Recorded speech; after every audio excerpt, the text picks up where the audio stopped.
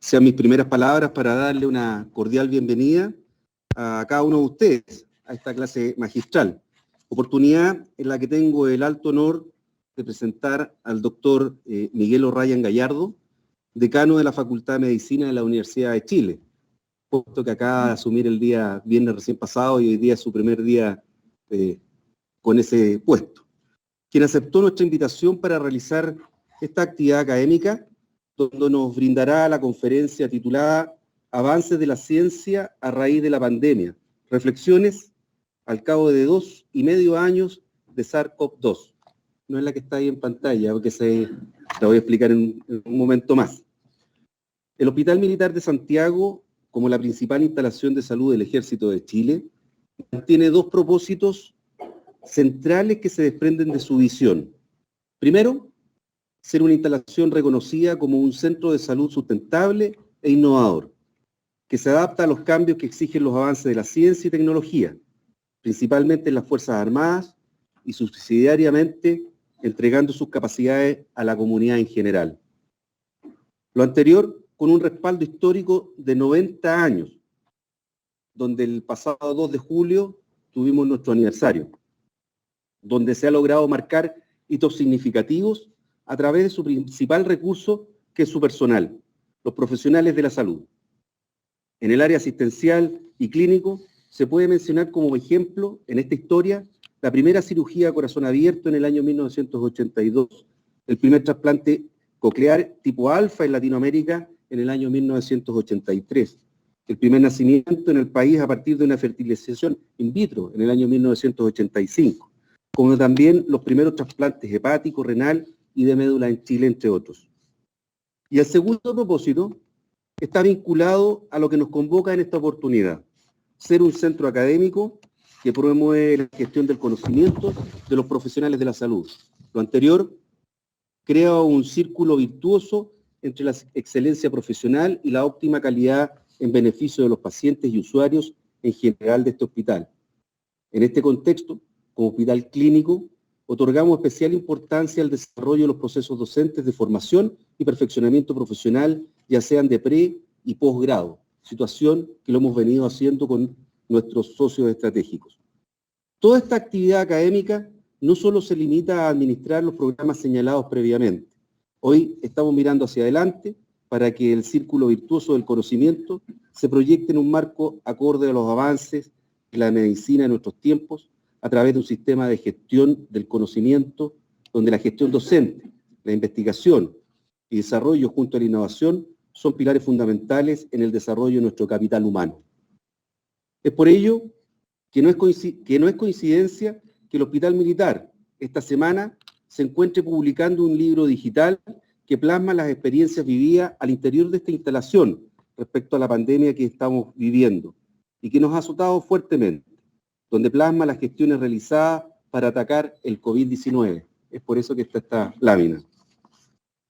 Al finalizar mis palabras de apertura y presentación de esta clase magistral, solo me queda reiterar nuestro agradecimiento por la asistencia de todos los presentes en esta ocasión, ya sea en forma presencial y de todos aquellos profesionales de la salud que se encuentran a través de la plataforma online, pero principalmente al doctor Miguel O'Ryan, por entregarnos sus experiencias y conocimientos científicos que ha desarrollado producto de esta pandemia que ha afectado a todo el mundo. Muchas gracias por el compromiso demostrado hacia el Hospital Militar con el fin de avanzar en los desafíos que nos presenta el futuro, convencidos que al hacerlo damos satisfacción a la misión que el Ejército y el Estado nos impone, como asimismo a las expectativas creadas por nuestros pacientes. Muchas gracias.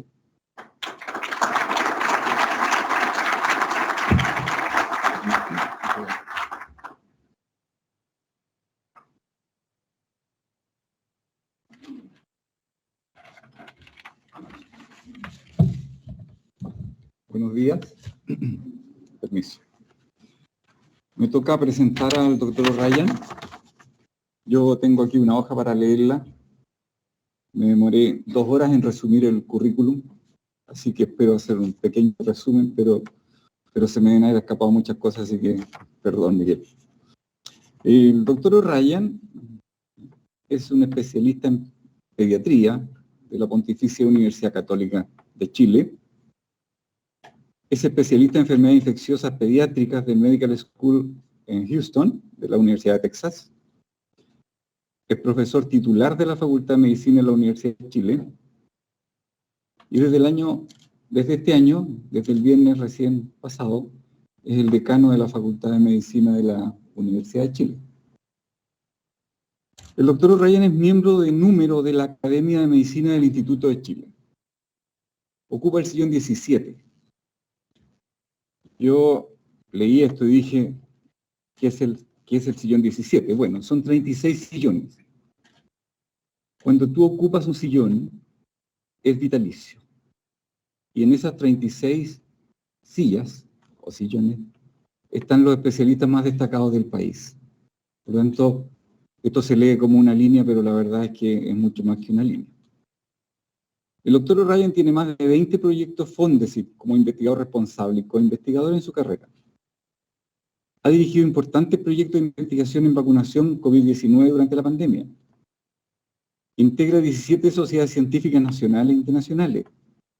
Tiene más de 40 publicaciones científicas en revistas nacionales y más de 130 en revistas científicas internacionales. Y destaca el reconocimiento a la Universidad de Chile que se le dio en algún momento por la publicación de 2 manuscritos en revistas científicas ubicadas en el 6% superior de la disciplina. El doctor O'Ryan registra más de 200 invitaciones como expositor en congresos internacionales y más de 100 invitaciones a eventos nacionales. Ahora son 101. Está bien. Se ha desempeñado como director del programa de microbiología y micología del Instituto de Ciencias Biomédicas de la Facultad de Medicina, como director del Consejo de Evaluación de dicha universidad, vicerrector de Investigación y Desarrollo, subdirector de Innovación, director de Relaciones Internacionales, todos cargos en la institución. Asumo. En relación al tema de la pandemia, el doctor O'Ryan ha sido miembro del Consejo Asesor COVID-19 del Ministerio de Salud y miembro del Comité Asesor de Vacunas COVID-19 del Ministerio de Ciencia y Tecnología del Gobierno de Chile. Se me han escapado muchas cosas, perdón, pero solo agregar que uno no se viste con títulos y con diplomas. Todos los que tenemos algunos años ya de experiencia, sabemos que lo que tiene que acompañar y que finalmente probablemente es más importante que los títulos, son los atributos con los cuales uno circula en la vida personal, familiar y laboral. Y esos atributos, yo, después de muchos años trabajando con el doctor O'Ryan, puedo decir que le sobran. Si uno pudiera decir cuáles son importantes para la vida diaria, la empatía la tiene. En una de las comisiones Fondesit que participamos, yo lo vi salir a bailar cueca. Yo estaba todavía trabajando, tratando de terminar la pega y él ya estaba bailando cueca. La sencillez en su trato la tiene. Esperamos que como decano no se le pase. Y la humanidad. Es profundamente humanista.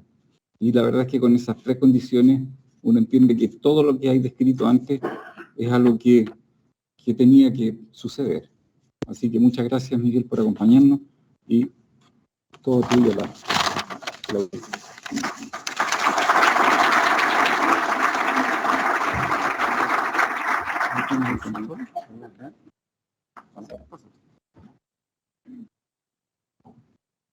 ¿Qué se pasan? Ahí está, ya. Okay.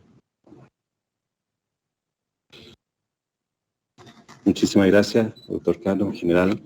Es un honor y un orgullo estar acá ante ustedes. Cuando acepté la invitación hace un mes y medio, era un orgulloso profesor titular de la Facultad de Medicina, investigador, fundamentalmente en el área de vacunas.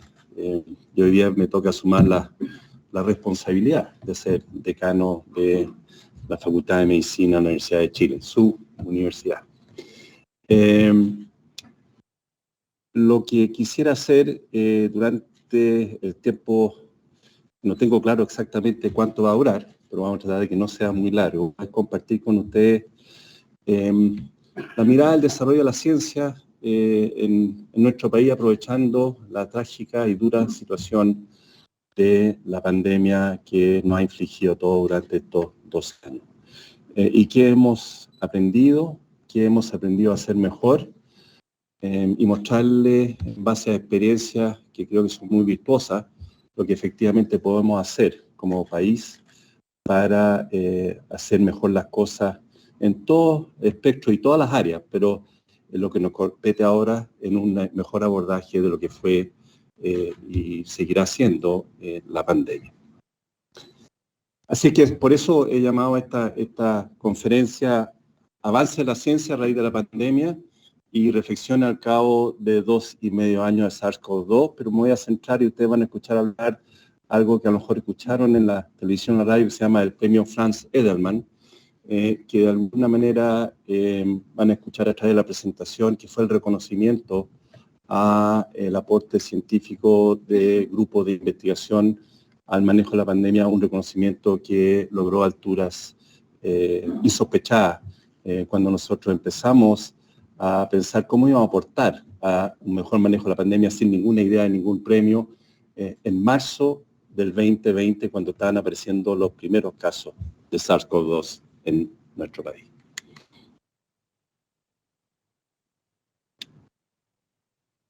Tengo que acostumbrarme a ver bien cómo funcionar con el mouse.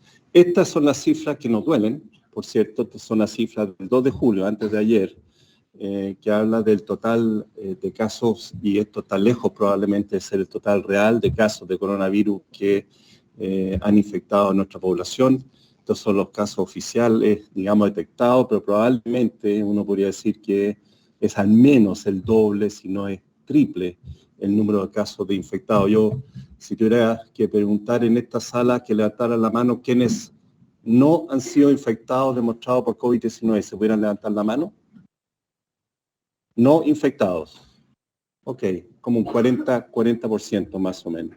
Así, de tal manera que entendiendo que tenemos por lo menos 20 millones de personas, si bien la infección es fundamentalmente adultos, es claro que hemos tenido más de 4 millones de infecciones. Y si es más claro, es que las 58.000 fallecidos, un número brutal, asociado a un solo microorganismo, es un dato duro, claramente más confiable de lo que realmente ha ocurrido en nuestro país a raíz de la pandemia.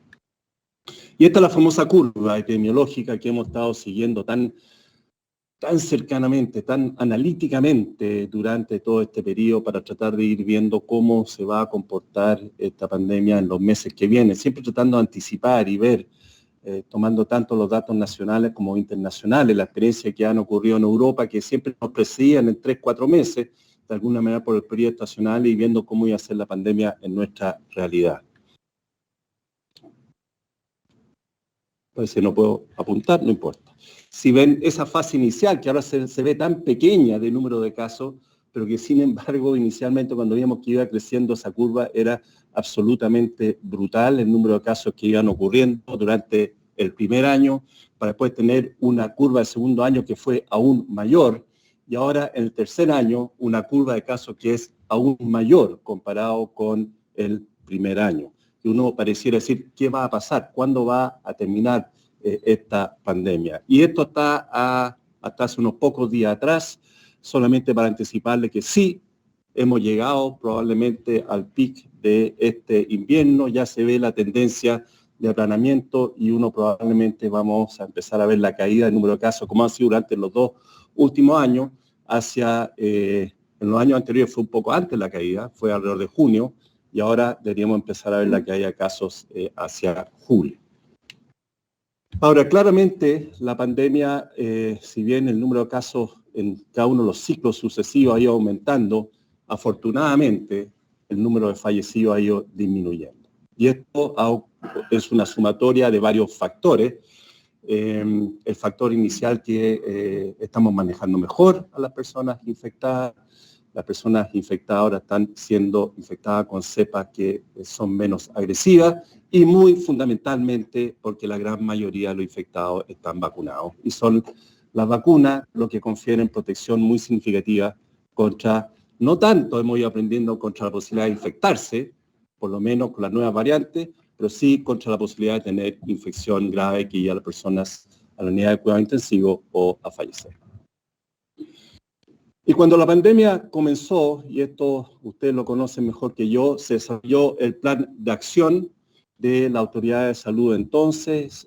Todos ustedes, me imagino, participaron activamente y ese plan de acción tuvo un conjunto de medidas que están enumeradas ahí, que fueron siendo implementadas, cual más, cual menos, en forma sucesiva. Me acuerdo cuando el 15 de marzo del 2020 tuvimos una reunión los infectólogos con la Casa Central de Rectoría y le dijimos a nuestro rector entonces de que la universidad tenía que cerrar sus puertas a la acción presencial. Y fue la primera institución de educación superior que avanzó la medida de cerrar las puertas junto con la Universidad Católica y que después se avanzó a todo el resto de las unidades escolares, ahora no solo universitarias. Y así un conjunto de otras acciones que ustedes conocen bien, las cuarentenas que han jugado un rol fundamental, todas las medidas de control de fronteras, las medidas de vacunación, en fin, han sido claves en el manejo de la pandemia. Las principales acciones de salud pública están ahí enumeradas: la vigilancia epidemiológica, la vigilancia de los puntos de entrada, la medida de cuarentena y cordones sanitarios, el fortalecimiento de la red nacional de laboratorios, que fue clave, y el fortalecimiento de la red asistencial, que fue aún más clave para evitar el famoso dilema de la última cama. Se crearon las residencias sanitarias, un poco tardío, debo decirlo. Este fue uno de los temas que demoró en salir, pero finalmente ya bien entrado en la pandemia se empezó a dar cuenta de que había que darle alguna posibilidad a nuestra población fuera de sus casas, apiñadas, donde habían personas infectadas, donde no había espacio para que pudieran estar, para que pudieran salir y salir de una manera digna y una manera acompañada, y eso fue entonces el tema de la residencia sanitaria. Y el tema que también ustedes recordarán, porque esto es de alguna manera un recorderio lo que nos tocó vivir, este tema de que no nos estábamos comunicando adecuadamente, ¿no? Que algunas agrupaciones no se sentían debidamente representados en la toma de decisiones que estaban haciendo la autoridad de salud o la autoridad de gobierno en ese momento, llevó a avanzar, a mi manera de ver, de una buena manera, grupos como la Mesa Social, los consejos asesores independientes y lo que nos va a ir competiendo ahora en relación a esta conferencia, la mesa de datos y la relación entre el Ministerio de Ciencia, Ministerio de Salud y la comunidad científica. Porque era fundamental para poder abordar esta pandemia tener información bien llevada, bien lograda, y era fundamental generar ciencia para ver cómo mejor abordar la pandemia. Y para eso era fundamental movilizar a la comunidad científica. Sacar a la comunidad científica que estábamos todos en nuestros laboratorios, en nuestros proyectos FONDES y en nuestros proyectos regulares, para tratar de ver cómo podíamos hacer un aporte desde nuestro desarrollo y nuestro conocimiento a un mejor manejo de la pandemia. Y hubo varios logros, que es lo que voy a ir compartiendo con ustedes, que a mi manera de ver han ido cambiando también la manera de hacer las cosas y que uno espera que vaya a tener una impronta mirando a futuro. Lo primero, y que era fundamental, es necesitamos datos, necesitamos información. ¿Cuántos casos efectivamente están ocurriendo? ¿Dónde están ocurriendo los casos? ¿Dónde están ocurriendo los casos más graves? ¿En quién están ocurriendo los casos graves? ¿Cuántos hospitalizados estamos teniendo? ¿Qué pasa con la unidad de cuidados intensivos? ¿Qué pasa con los fallecidos? Y esa información, cuando ustedes bien saben, ocurre en un contexto pandémico, muchas veces es insuficiente, no se tienen los datos en todos los lados, no están instalados los sistemas y uno empieza a tener falta de información para poder tomar decisiones. Y ahí donde el avance del esfuerzo colaborativo para la recolección de datos confiables resultó ser fundamental y donde la Agencia Nacional de Investigación y Desarrollo, al alero del Ministerio de Ciencia, jugó un rol fundamental. Básicamente le dijo a la comunidad científica: nosotros vamos a ayudar a organizar los datos que se están generando en el Ministerio de Salud, en epidemiología, en los diferentes centros, y vamos a ayudar a organizarlo de una manera que puedan ser útiles y además disponibles para toda la comunidad. Y es así como se generó esta base de datos abierta COVID-19 al alero del Ministerio de Ciencia y que fue muy, muy relevante. Esta base de datos COVID es una base de datos que permitió tomar toda la información que se estaba generando y al alero de la petición de la mesa social, que decía que estos datos tenían que ser abiertos y no suscritos a pocos grupos, tenían que estar disponibles para toda la comunidad científica, para que lo pudiera ver, analizar y hacer propuestas en base a esta información. Y esta es entonces la mesa de datos COVID-19 que se constituye para disponibilizar los datos para la investigación. ¿Y qué se logró con esto? Se logró empezar a generar datos de utilidad que fueron analizados por diferentes instituciones a lo largo del país que están dedicados a la investigación y al análisis de datos. Como por ejemplo esta base de datos que se llamó COVID-19 Geomodelador, que fue instalado por varias universidades para ayudar a ver la proyección de la pandemia, tomando los datos nacionales en conjunto con datos internacionales y haciendo una combinación de los datos.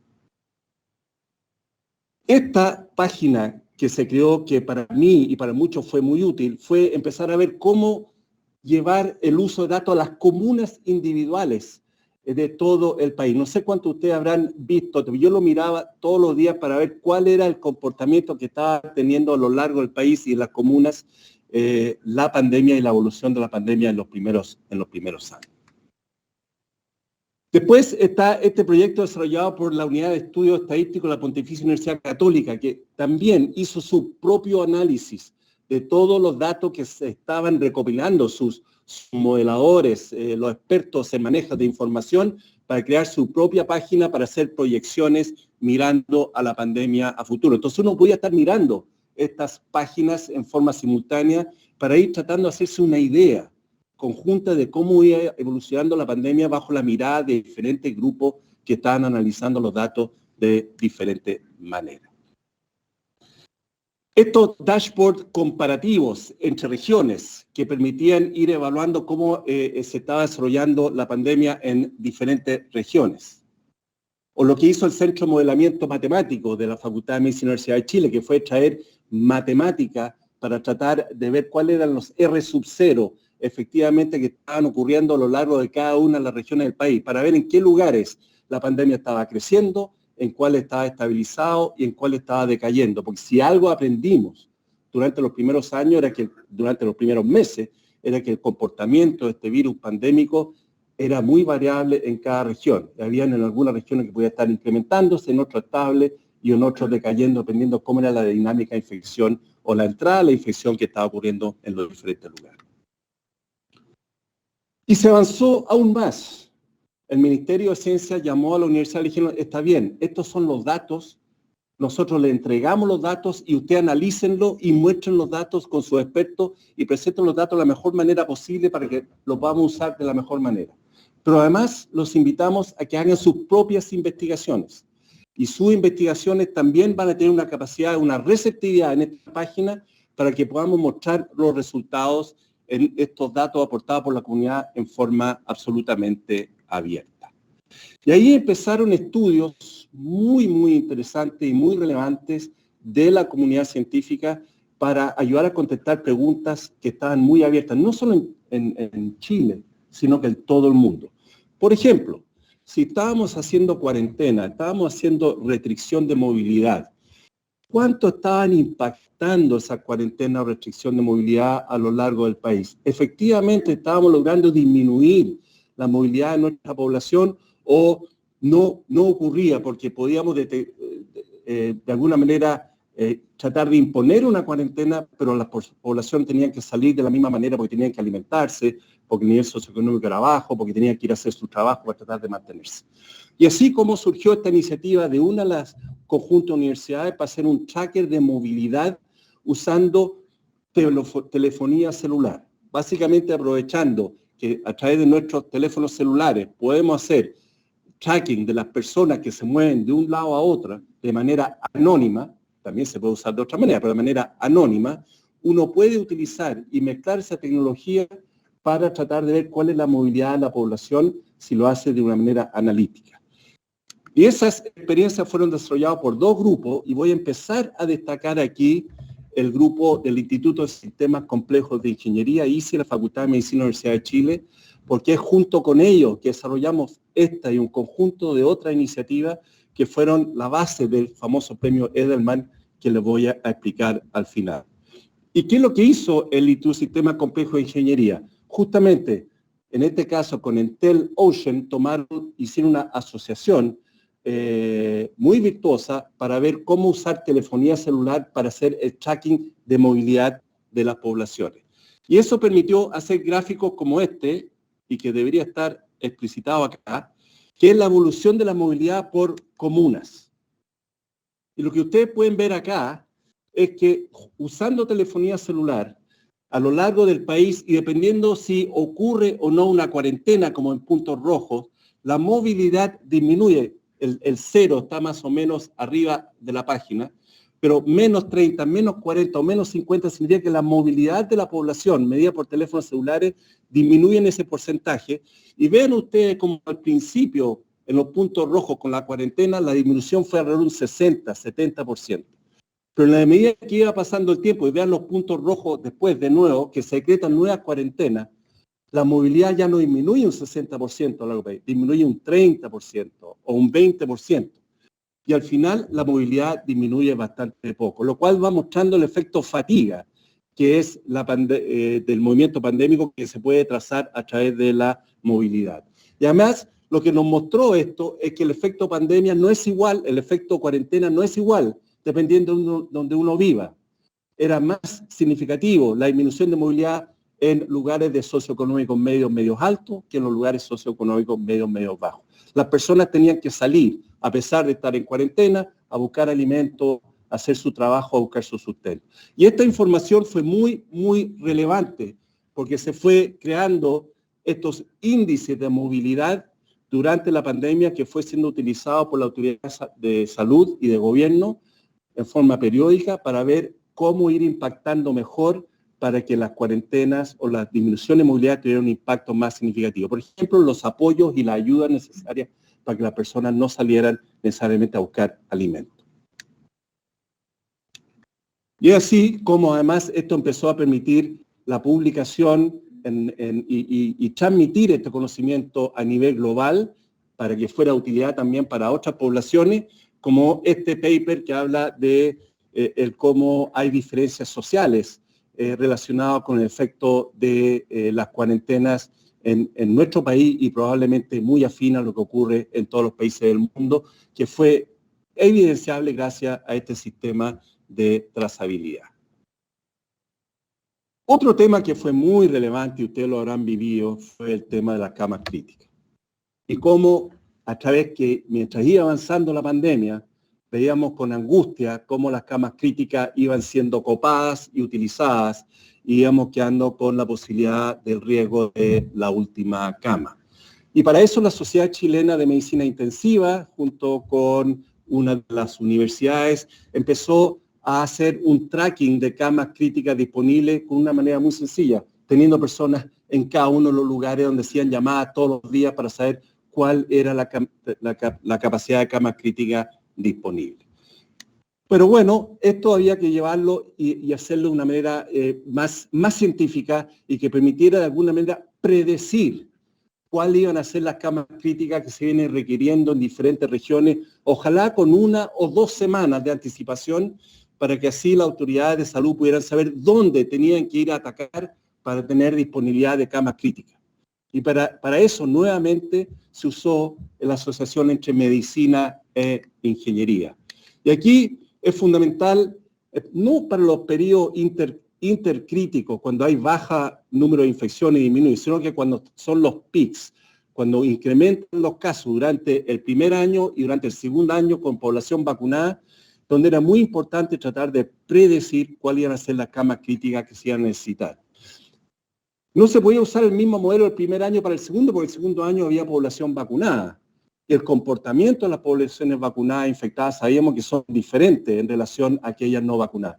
Se requería entonces analítica para poder meter todas estas variables y poder predecir de una manera apropiada. Y eso es lo que se hizo, usando este tipo de ecuaciones matemáticas que no me piden que se las explique, porque tampoco las entiendo en profundidad, pero sí que las variables que se incluyen, tanto cuánto es el tiempo desde que una persona se infecta a que cae en una cama crítica, cuánto es la duración de la estadía en la cama crítica, cuánto puede influir o no la vacunación. Son todos datos que se introducen en el modelo que permiten finalmente hacer una proyección en el tiempo de cuántas camas críticas se van a necesitar en base a los casos que están ocurriendo, porque sabemos que los casos predecían el número de camas críticas que se requerían en alrededor de 2 semanas. Y así entonces como se evaluaron diferentes modelos matemáticos para ver cuáles podían ser los más ajustados y más precisos, lo cual llevó también a una publicación internacional de relevancia y que permitió adoptar un modelo que se utiliza, hoy día ya no se está utilizando porque la necesidad afortunadamente de camas críticas en esta fase de la pandemia ha disminuido en forma muy, muy significativa, pero en las fases más críticas permitió hacer una proyección con un error de un 4% a una semana y de un 9% a 2 semanas, que es un error muy bajo, obviamente, para modelos de este tipo.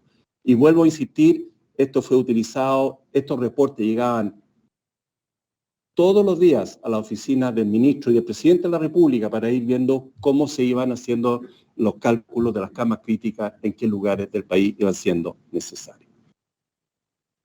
También hubo un inédito trabajo colaborativo para sumar capacidades para el diagnóstico. Cuando comenzamos la pandemia, había 1 o 2 laboratorios que podían hacer PCR para SARS-CoV-2 y no es novedad para ustedes que logramos aumentar de unos pocos miles de detecciones diarias a más de 100.000 detecciones diarias. 100.000 detecciones diarias. En esto Chile fue también único en el continente. Y eso se logró fundamentalmente a la alianza de las instituciones académicas, de instituciones públicas, de instituciones privadas, que trajeron todas sus capacidades de PCR a abordar, a detectar SARS-CoV-2. Y esa es la curva de incremento del número de exámenes PCR que se logró en el país. Y también ha habido una capacidad colaborativa muy significativa para hacer la vigilancia genómica del SARS-CoV-2. Es muy relevante saber cuáles son las variantes que están circulando en el país porque hemos ido aprendiendo que tienen comportamientos diferentes. Y esta alianza y este conocimiento ha permitido ir construyendo curvas como la que les muestro ahí. Si ven en azul, que fue el incremento de Delta, que fue el anterior, nosotros hemos tenido como 4 variantes que han circulado en el país, y lo que tenemos actualmente, que es la variante Omicron, que representa más, o sea, prácticamente el 100% de los casos, y las subvariantes Omicron que están ocurriendo en este momento, que están teniendo algún tipo de impacto en el comportamiento actual de la pandemia. Obviamente, cada uno de estos temas que estoy tratando haría para un análisis más profundo y detallado, interesante, pero yo quiero irle mostrando todas las diferentes iniciativas que se han ido generando a la luz de estas colaboraciones científicas. Muy, muy relevante en la estrategia de testeo era cómo, cuándo y dónde hacer los testeos en nuestro país a lo largo de la pandemia. Si uno va y testea a una población en lugar equivocado, va a tener información equivocada. Y aquí lo importante era, especialmente en los periodos donde los casos disminuían, dónde ir a hacer los testeos para encontrar la población asintomática que pudiera estar circulando y que hubiera que estar detectando para poder aislar.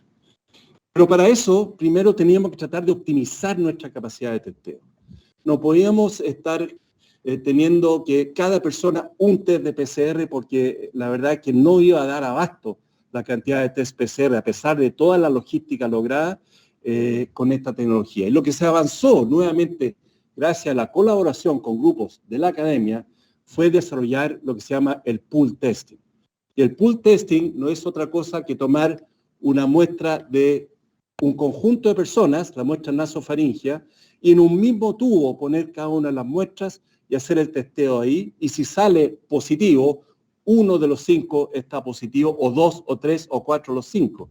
Pero el otro lado es lo interesante, si sale negativo, significa que los 5 están negativos, y lo puedo hacer con un solo test, pude detectar a 5 personas. Esta técnica de pool testing tuvo que ser evaluada, fue desarrollada en el Calvo Maquena con Mauricio Farfán y otros, y que permitió demostrar que efectivamente podíamos aumentar nuestra capacidad de diagnóstico en un 30 o 40% si aplicábamos pool testing, especialmente en áreas donde la incidencia de infección no era muy alta. Por ejemplo, si queríamos ir a testear casas de adulto mayor, queríamos ver si había circulación viral, donde no íbamos a esperar más de un 5% de positividad, uno podía hacer pool testing y con pocos test detectar si había o no circulación en esa casa de adulto mayor. Este fue el paper que dio origen, porque todo esto había que hacerlo, validarlo frente a la comunidad científica, y una vez validado lo presentamos a la autoridad de salud para que fuera tomado por el comité que estaba adelantando las iniciativas que se podían desarrollar en el país. Y ahí empezaron a salir en los periódicos muchos de estos temas, la revolucionario sistema 10x1 para mejorar el testeo, la implementación de pool testing aprobado por el ministerio, los test masivos.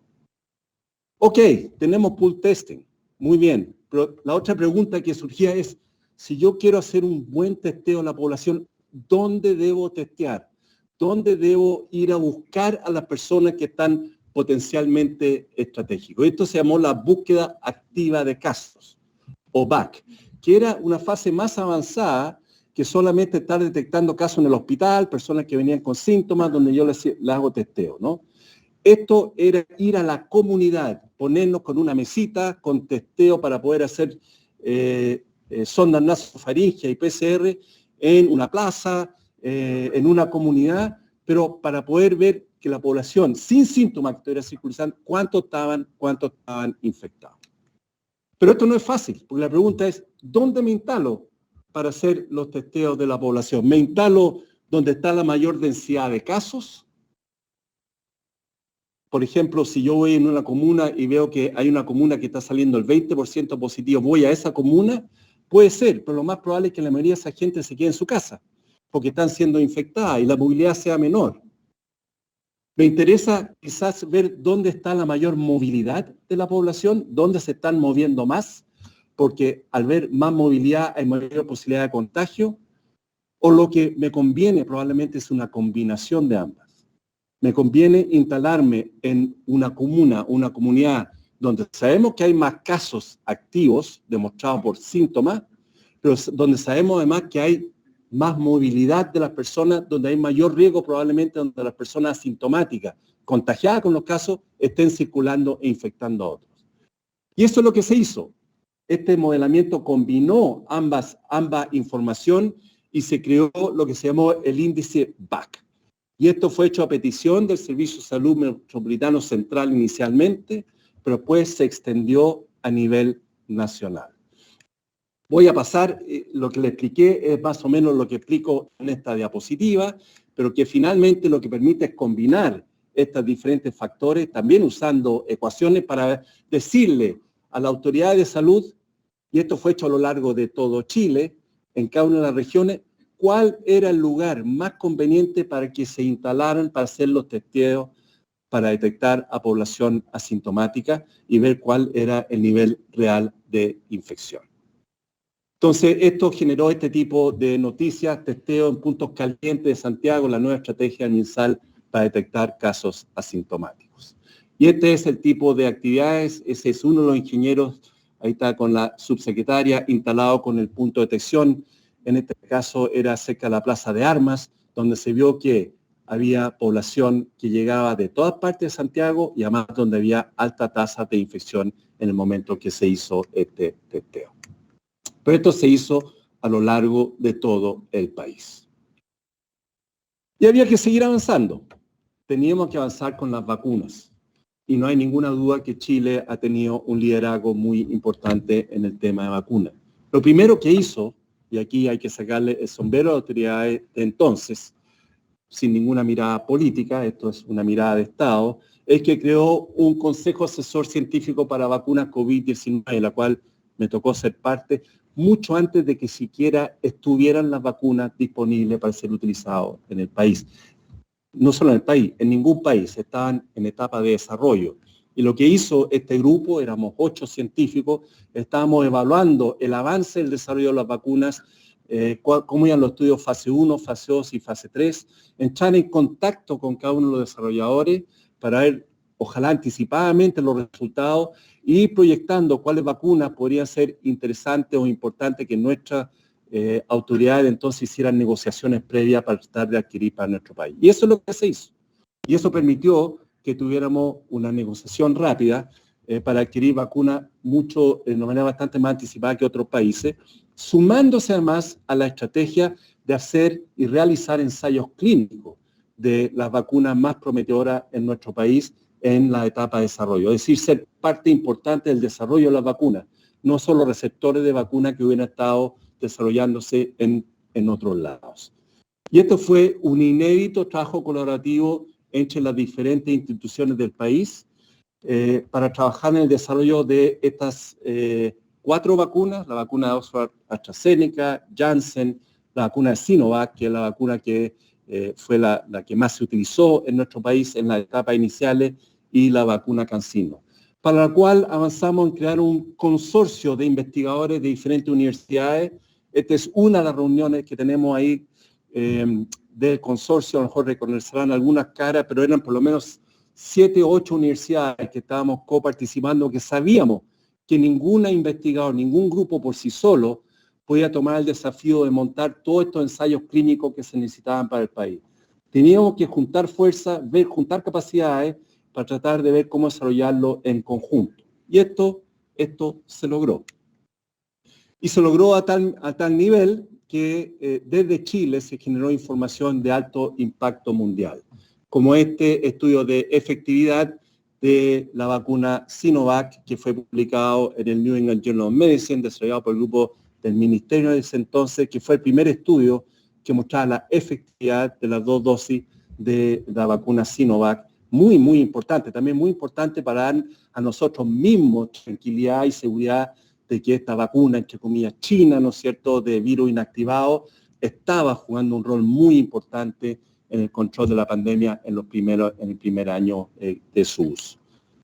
Este es nuestro propio grupo de trabajo, ese cuando yo estaba con Barba, por ahí por el 2020, hacia el segundo semestre, donde estábamos avanzando el estudio de la vacuna Janssen, que es una vacuna que nosotros nos tocó participar. Y ese es el grupo de enfermeros técnicos que estábamos proyectando el ensayo clínico. Este es uno de los centros donde hicimos el ensayo clínico, en el Ezequiel González Cortés. Ahí tuvimos la visita del ministro Kuf, el ministro de Ciencia de entonces. Y estos son los productos que fueron siendo generados por esta investigación. Obviamente nosotros éramos parte de grupos colaborativos internacionales. Esto no era solamente estudios nuestros, pero ahí está el estudio fase 3 de la vacuna de Oxford, que fue muy relevante para poder usar la vacuna de Oxford, el de la vacuna Janssen y el de la vacuna CanSino, todo con participación de investigadores chilenos. Y la última patita de esta investigación desarrollada en torno a la pandemia era tratar de comprender cuál era la magnitud de la infección que estaba ocurriendo en el país, ya no solamente por detección por PCR, sino que por detección serológica. La detección de anticuerpos, que es una buena manera de ver indirectamente cuánto de nuestra población ha sido o está siendo infectada, o sumado a cuánto tienen o adquieren inmunidad por vacuna, y cuántos susceptibles van quedando en el tiempo. Y la verdad es que nosotros le pusimos mucho esfuerzo, si me permite una manera de decirlo, en avanzar estudios serológicos en nuestra población. Y partimos tan precozmente como en marzo del 2020, cuando el virus recién estaba entrando en Latinoamérica, y si se recuerdan, el primer brote ocurrió en un colegio de la zona oriente, donde volvieron viajeros que venían de Europa, que es donde estaba el incendio, ¿no? En marzo del 2020, acuérdense, todavía está llegando el primer caso que llegó en la zona oriente, y que llegó y se produjo un brote en un colegio de la zona oriente. Y nosotros en ese entonces nos preguntamos cómo podemos entender el comportamiento de este virus en ese colegio, cuántos se están infectando, quiénes se están infectando, afecta a los niños, no afecta a los niños. Para resumirle el cuento, iniciamos los estudios serológicos usando estos prick test sencillos de IgG, que después se empezó a cuestionar, bueno, ¿cómo se usan? ¿Lo debemos usar o no? ¿Se acuerdan el ministro de entonces, el ministro Mañalich, importó una gran cantidad de test porque pensaba que íbamos a poder de alguna manera tener un pase de movilidad entonces en relación a la presencia de anticuerpos? Entonces, la idea es que todo el mundo pudiera pincharse el dedo, ver si tenía o no anticuerpos, en fin.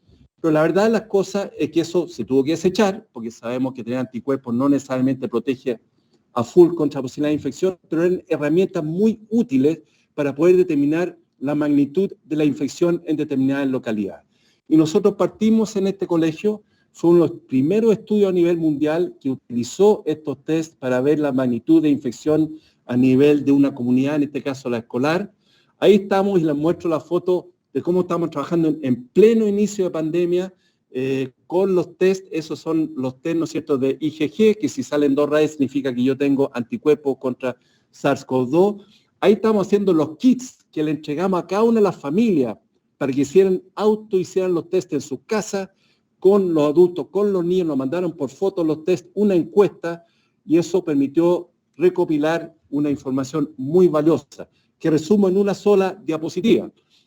Básicamente ven que logramos enrolar a cerca de 1.300 personas en plena pandemia, mandando los test a sus casas, recolectándolos después, ¿no es cierto?, enviándolos por fotos, nunca viéndonos personalmente, recopilando toda la información a través del REDCap, que es un sistema de manejo de información muy útil que se puede hacer a través del teléfono celular, y que nos permitió ver que la positividad de los adultos fue claramente mayor que los niños, estadísticamente superior, y que la positividad de los niños fue mayor en los niños más pequeñitos que en los niños más grandes.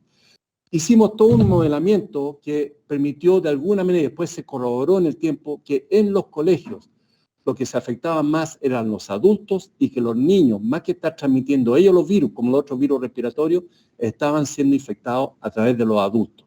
Y fundamentalmente los adultos en sus casas. Y aprendimos mucho del uso de estas pequeñas estrategias, ¿no es cierto?, de esta estrategia de estos kits. Y tan es así que avanzamos en el tiempo para pensar cómo podemos aprovecharlo mejor a nivel nacional. Y aquí surge esta cuarta línea de investigación con el Instituto de Sistema Complejo de Ingeniería, que es ver cómo hacer estudios de seroprevalencia ya no en colegios o en comunidades, sino que a nivel nacional, para ver cuál es el impacto de las pandemias. Y para esto, la pregunta era, ¿cómo va evolucionando la seroprevalencia en la población a consecuencia de la dinámica de la infección y la vacunación? Teníamos la experiencia de lo que habíamos hecho en los colegios. El CDC y otros países estaban diciendo, hagan estudios de seroprevalencia para ver qué está ocurriendo con la infección en las poblaciones. Les recuerdo que esto era hace más de un año atrás, cuando no sabíamos qué porcentaje de la población se estaba infectando y no sabíamos qué impacto iba a tener o estaban teniendo las vacunaciones en la positividad de seropositividad en la población. Y aquí entonces lo que hicimos fue mezclar una vez más dos conceptos. El concepto de movilidad y intentar ir a detectar personas, así como lo hicimos con el índice BAC, detectar personas para determinar anticuerpos, pero personas que estuvieran siendo o instalando en un lugar que estuviera recibiendo personas que vinieran de todas las comunas de una ciudad, de tal manera que fuera representativa, donde estábamos tomando las muestras de toda la comuna. Y para hacer eso, juntamos con nuestro amigo ingeniero, vimos el tema de la movilidad a través de telefonía celular y pudimos instalarnos con los carritos para tomar anticuerpos, ahora no nasofaringios, sino que anticuerpos en lugares donde había movilidad de personas que venían de todas las diferentes comunas. Y ahí estamos los carritos ahora tomando muestras de pinchazo de dedo, hablamos de los pinchazos de dedo, para poder hacer en 15 minutos la detección de IgG contra SARS-CoV-2 en personas asintomáticas. Y esto, que es el gráfico que está en el paper que fue publicado en el Lancet Infectious Disease, muestra que la representatividad por este método fue muy, muy adecuada en relación a lo que muestran los censos serológicos de las comunas de los lugares donde hicimos los testeos. En naranjo está el porcentaje de distribución de la población por los censos, y en azul lo que efectivamente resultó en la distribución de las personas en nuestro testeo evaluado por esta movilidad. Y esto es lo que le dio una fuerza estadística al estudio, porque de otra manera habría que haber hecho un muestreo muy, muy complejo que fuera representativo de toda la población. ¿Y qué mostró este estudio? Y ustedes habrán escuchado esto, que efectivamente, y lo que ven arriba en azul, voy a mostrar solo lo más puntual, son las 45.000 personas vacunadas con Sinovac, pero en diferentes periodos de tiempo, porque llegaban a pincharse el dedo personas que habían sido vacunadas hace una semana, 2 semanas, eso era random, pero teníamos tal cantidad de personas que teníamos una curva de cuándo habían sido vacunadas las personas para poder ver si esa IgG positiva o negativa, a qué tiempo correspondía la vacunación. Y lo que pudimos demostrar ahí, efectivamente, era la caída de anticuerpos IgG al cabo de 6 meses de vacunación con las 2 primeras dosis de Sinovac. Vimos un montón de otras cosas, pero solamente le voy a explicar eso. Cuando vimos las personas que venían vacunadas con la vacuna Pfizer, vean ustedes que inmediatamente se ve en arriba en azul que la curva de descenso es mucho menor, es mucho más lenta. Y claramente se ve que era más robusta la respuesta y se mantenía por más tiempo.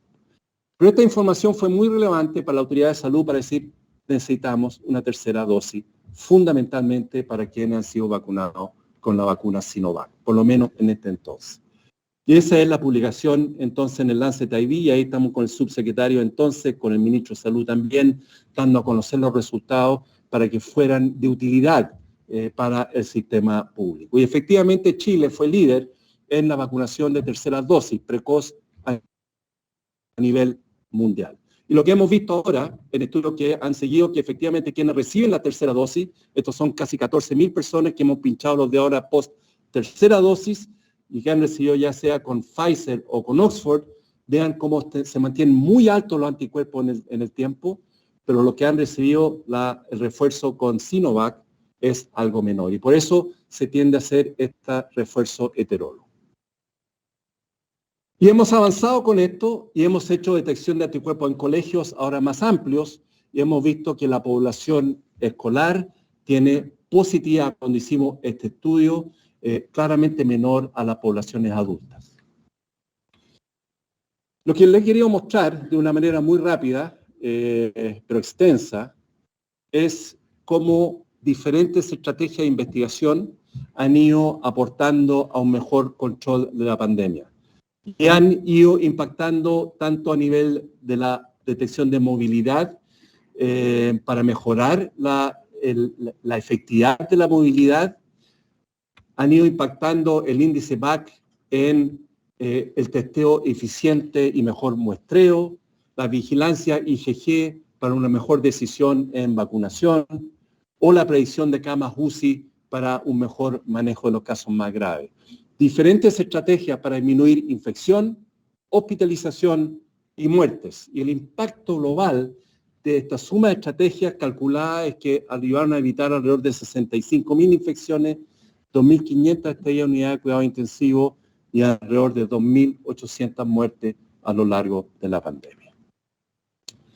Y para ir terminando, es que estas estrategias fueron presentadas de una manera común en un video que es muy bonito y que lo tengo acá, pero dura 40 minutos, que muestra esta estrategia chilena de asociación entre universidades, sistema público, sistema privado, para mejor abordar la pandemia, y que fue lo que se postuló a este premio Edelman, que es considerado por muchos el premio Nobel de la analítica aplicada al manejo de problemas. Nuestros competidores en esta competencia eran grandes compañías de industria como Alibaba, General Motors. Nosotros éramos el número 3, era denominado el gobierno de Chile, porque si bien era una asociación, quien era nominado al premio, quien implementaba todas las medidas, y quien implementaba todas las medidas fruto de esta investigación era el gobierno de Chile. Janssen, con su estrategia vacunal, era un cuarto competidor. Merck Animal Health y el US Census Bureau, con un sistema muy moderno para hacer una mejor detección de la población norteamericana. Ese fue entonces...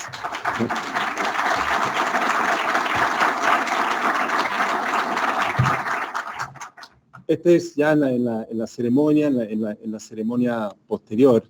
Y las conclusiones breves que quisiera darle de esta conversación es que esta pandemia, que sin lugar ha sido muy trágica e inédita en su impacto en la salud de la humanidad, ha sido inédito también en el esfuerzo de la comunidad científica e investigadora. La colaboración entre investigadores e instituciones ha sido ejemplar y única.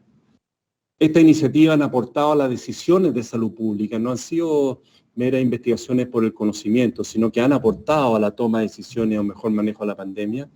Han entregado herramientas concretas para ayudar a contener la pandemia.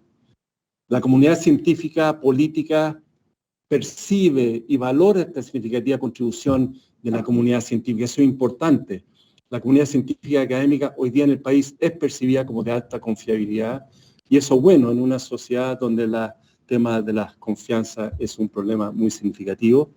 Y el futuro entonces deberá acoger estos avances para que hagamos más y mejor ciencia para Chile y para el mundo. Y ahora sí, muchas gracias. Gracias por su atención.